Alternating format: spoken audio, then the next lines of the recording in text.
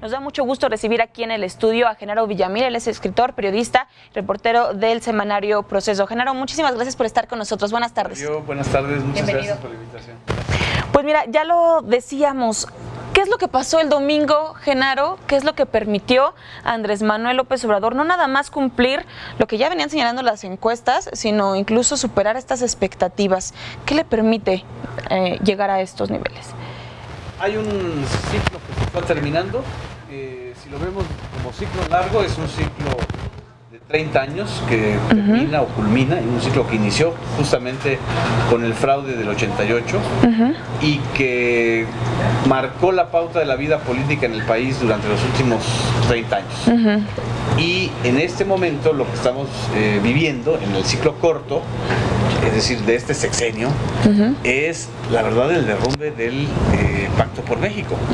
El Pacto por México, si nos acordamos, fue hace 6 años como se presumieron que los dos grandes partidos, el PRD, el PAN, el PRI, el partido gobernante, pues iban a ampliar y a lograr todas las reformas políticas del país. Estos tres partidos, en especial el PRI, y bueno, ya ni hablar del PRD, quedaron absolutamente derrumbados. O sea, el caso del PRD es dramático, prácticamente queda en niveles de extinción. Ni siquiera en la Ciudad de México pudo, que era su bastión principal desde el 97, pudo sostener o mantener una fuerza. Entonces sí estamos frente a una recomposición tremenda y clarísima, ¿no? Una recomposición, te lo señalabas, y ahorita que decías del Pacto por México, te leímos esta semana en la revista Proceso, que incluso hablas de esta descomposición partidista que se está dando en todo el territorio nacional. ¿Qué implica esta descomposición en un denominado frente y por otro lado en el partido pues del poder de muchísimos años? Fueron tres frentes en realidad los que compitieron, que era el frente de Morena con PT y PES, y el frente del PRI con PANAL y Verde, y el frente del PAN con el PRD y el MC. Pero en realidad lo que estaba en juego es si la ciudadanía quería mantener y sostener el mismo esquema de partidos que han venido gobernando desde el 88 a la fecha o derrumbarlos. Y el voto fue por derrumbarlos. Tan es así que hoy que estaba leyendo, yo todavía va a costar un rato encontrarle, asimilarlo y encontrarle la característica de lo que estamos viviendo. En los 30 estados donde hubo elecciones a congresos locales, Morena ganó. Los gobernadores que están ahorita, más los 9 que se van a tener congresos con signo opositor, es decir, que los van a fiscalizar. En el caso, por ejemplo, de la Asamblea Legislativa, que ahora va a ser Congreso de la Ciudad de México, es muy claro. En el caso de los estados más conflictivos también. El corredor azul del Estado de México, los 15 grandes bastiones del PAN, Atizapán, Naucalpan, Tlanepantla, fueron arrasados por Morena. Ecatepec, el municipio más grande del país, gobernado por el PRD y luego por el PRI, y luego que es el municipio donde surge Erubiel Ávila, el último gobernado ahora por Morena. Real Ciudad Juárez, donde empezó el movimiento neopanista. Atlacomulco en el estado de México. Atlacomulco, la cuna de Peña Nieto y del grupo Atlacomulco y de la cleptocracia de Atlacomulco. O sea, toda esta reconfiguración no solamente habla de la fuerza de López Obrador o del efecto de López Obrador, te habla también del hartazgo de los ciudadanos, del voto, del mandato ciudadano, es reconstruyan esto. Un poco lo que pasó en Argentina en el 2001, cuando en las calles le gritaban váyanse todos. Sí. Aquí fue una especie de váyanse los partidos, aunque se queden los de siempre. Claro.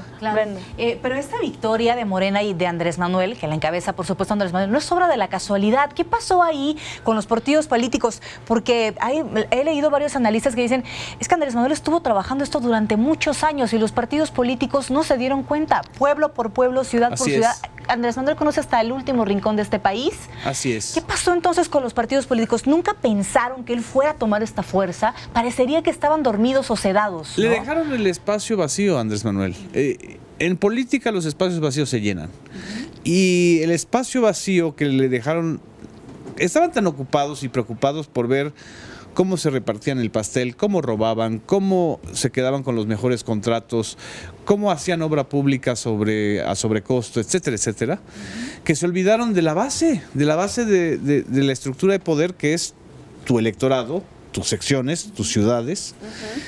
Y Andrés Manuel, que es un animal político con un oficio político impresionante, sabía perfectamente que quien ocupara ese espacio iba a ser el interlocutor de la ciudadanía.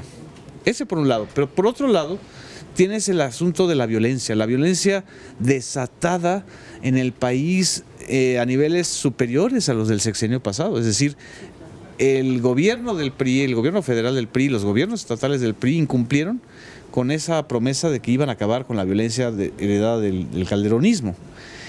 Y otro elemento más, la corrupción. O sea, un año... El destape. Un año escuchando los siniestros testimonios de Javier Duarte, de Roberto Borges, de César Duarte, pues a la gente la llegó a hartar, las hartó. Claro. Entonces, sabían que podían optar por el PRI, por el PAN, por el bloque del PAN, pero el bloque del PAN nunca planteó la posibilidad de ser el que desbancara al PRI. El frente que armó Anaya no se volvió el instrumento. Ese instrumento era ya Morena y Andrés Manuel. Precisamente, Genaro, yéndonos ya a las especificidades de estos frentes políticos, quisiera que platicáramos del fenómeno de lo que fue este frente, esta coalición PAN-PRD y Movimiento Ciudadano, que en su momento pues generó mucha expectativa y nadie lo podía creer y todo el mundo le auguraba un fracaso y se consumó ese fracaso. ¿Qué pasó con ese frente y si es lo que le permite esta mala organización o qué pasó ahí que le permite a Andrés Manuel López Obrador pues el camino libre? Los críticos del PAN y de Anaya tenían razón.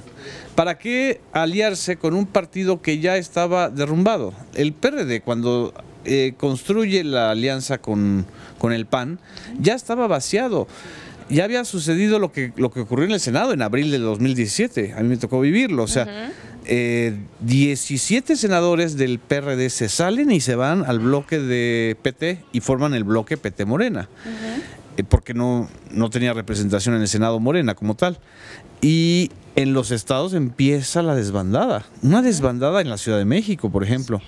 Es decir, no es que surgiera un nuevo partido, es que los militantes reales y de base de Morena, el electorado de Morena, se alimenta mucho pues del electorado del PRD. Entonces, lo que quedaron fueron los cascarones burocráticos. Entonces, cuando hacen la alianza, pues sí sonaba así como muy wow, ¿no? O sea, la derecha y la izquierda, pero era una ficción, era absolutamente una ficción. El único ahí que supo ver muy bien el asunto fue el Movimiento Ciudadano con Dante Delgado, que es otro con un colmillazo, y se integra a esta coalición, sale con sus 40 y tantos diputados y 5 senadores ganando, y con una gubernatura, que es la de Jalisco, nada más y nada menos, ¿no? Claro. Pero el PRD no ganó nada. Nada de nada. Y lo señalas en tu texto, prácticamente el PRD queda sepultado. ¿Qué vislumbras, Genaro, para el PAN en este caso? ¿Qué viene para el PAN para las próximas semanas, días, meses? El PAN, curiosamente, como partido, sigue siendo, por llamarlo en términos mercadológicos, una marca que tiene su votante duro. Lo que estamos observando es que hay un 20% del electorado que siempre va a votar PAN. El problema aquí es que nunca se cumplió la expectativa de que, bueno, supuestamente iban a llegar al más del 30% con este frente. Al contrario, se derrumbaron de una manera, y lo que va a venir es un pleito interno que ya está cantado entre quienes le van a echar la culpa a Anaya de haber forzado toda la estructura y la vida democrática interna del PAN para esta aventura. Lo peor que le pudo haber pasado al PAN en esta temporada es que perdiera su principal capital interno, que es la democracia interna. El autoritarismo de Anaya dejó al margen a mucha gente, y eso pues provocó y está provocando lo que vamos a ver. Y eso se lo van a cobrar sin duda al interior del partido. Así es, el PAN como partido creo que va a ser el principal partido opositor al bloque Morena, PT, PES, y muy probablemente lo que quede del PRD. El PAN vamos a cambiar del bipartidismo PRI-PAN al bipartidismo Morena-PAN, ¿no? Entonces, en ese sentido, el PAN sigue siendo un factor de poder. ¿Quién llega a pelear, Genaro, el PAN? ¿O quién llega a tratar de reconstruirlo, repararlo luego de esta derrota tan bueno, fuerte? Para empezar están todos los calderonistas, empezando por Margarita Zavala, y los cuadros que están ahí internamente, pero sobre todo al PAN le va a pasar lo que le pasó al PRI en el 2000. Los gobernadores del PAN, que son 13, van por la recuperación de la estructura del partido. Y se van a quedar fuera los gobernadores más priistas del PAN. Estoy hablando de Rafael Moreno Valle y de Miguel Ángel Yunes, que en esta contienda electoral fueron derrotados. Digo, ahí está pataleando como dinosaurio Moreno Valle en Puebla, y haciendo todos los fraudes y las trampas posibles.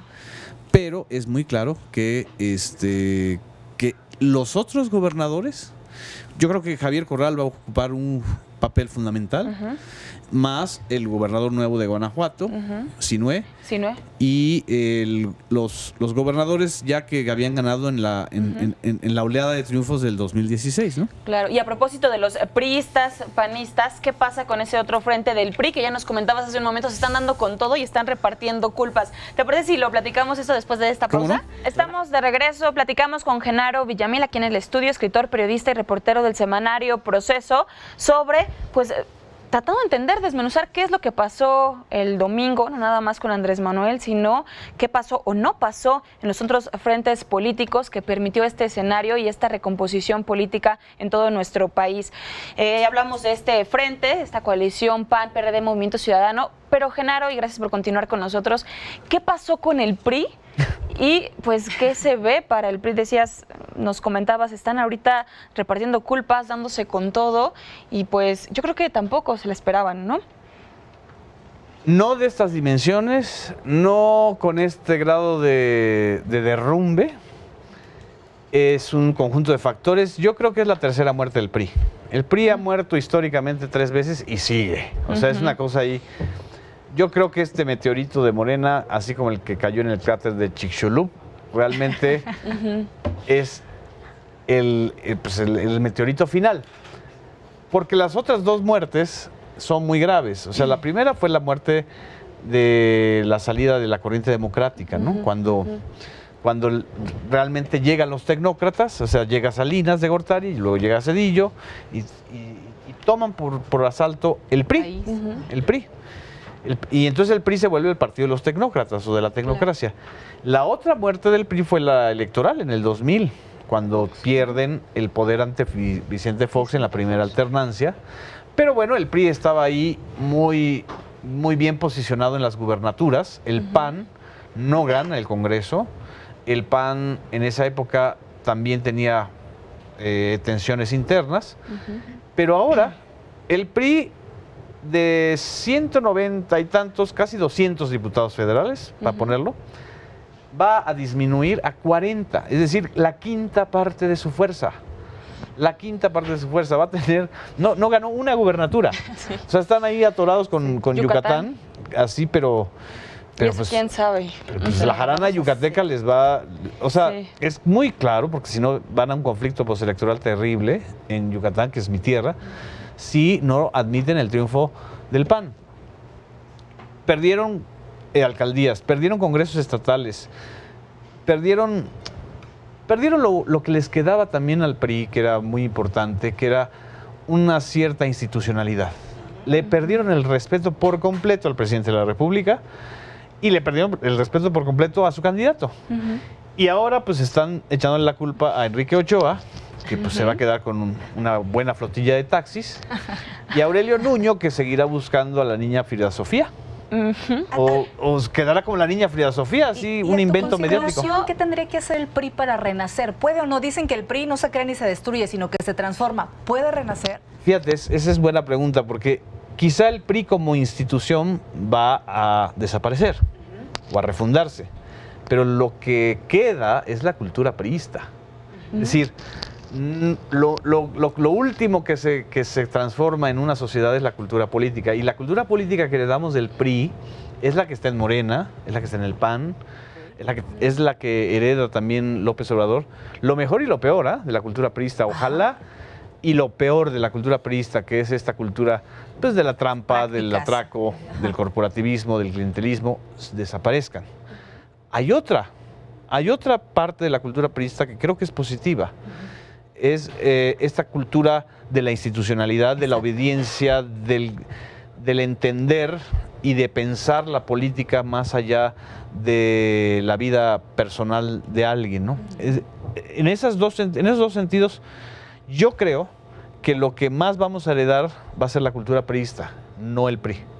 En este sentido de cuánto pierde una posibilidad o no en un futuro de un resurgimiento del PRI, pero ¿qué permitiría ello, Genaro? A lo mejor yo sé que no tienes una bolita mágica, pero tomando en consideración las condiciones en las que queda nuestro país con Morena, sí, ¿no? Y este poder denominado ya este poder absoluto que tiene en todos los sentidos, ¿cuáles son los riesgos, no?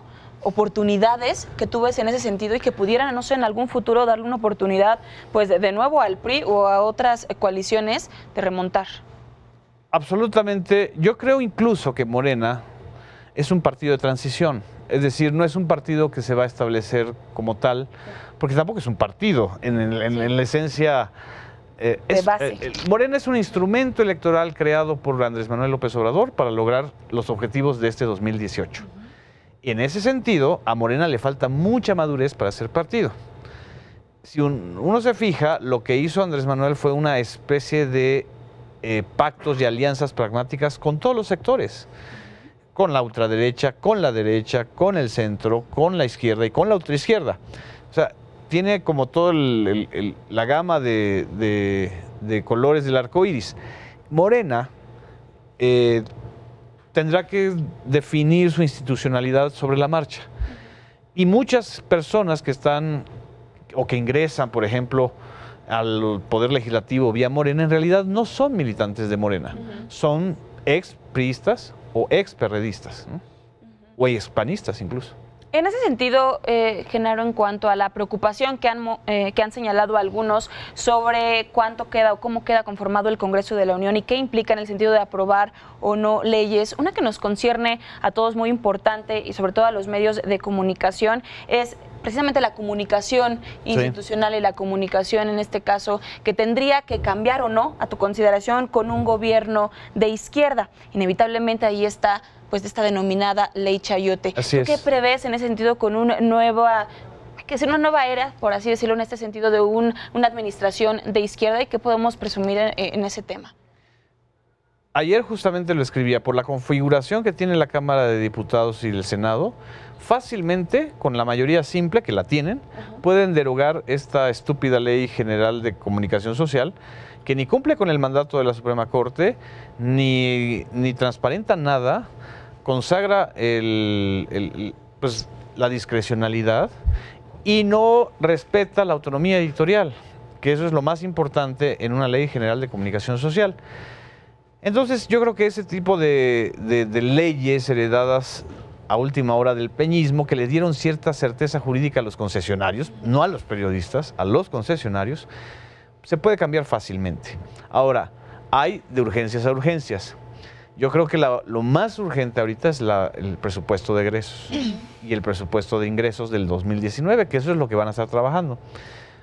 De la manera en que resulte ese presupuesto de egresos, vamos a ver qué tanto le van a recortar realmente a las áreas de comunicación social.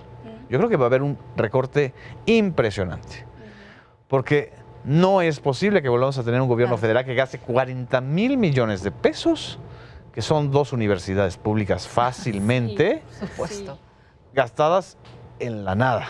Y todo para que acabara con el 19-18% de aceptación nacional el señor Peña Nieto. O sea, es tanto un despilfarro. Para eso, ¿no? Dirían. De lo que te habla es de corrupción. O sea, porque esos 40,000 millones no están pensados para promover una política de gobierno, están pensados para enriquecer a unos cuantos. Que se lleva el primer lugar, o bueno, en las tendencias, el presidente Enrique Peña Nieto en la desaprobación, incluso ya al final de su mandato, ¿no? Genaro, la importancia de los medios de comunicación en este proceso de transición. Será importantísimo. Para empezar, lo que tienes muy claro es que se murió también un modelo de comunicación. Es decir, a mí me da risa porque yo lo tengo que hacer por oficio y por rigor, estar monitoreando la televisión, estar leyendo los periódicos.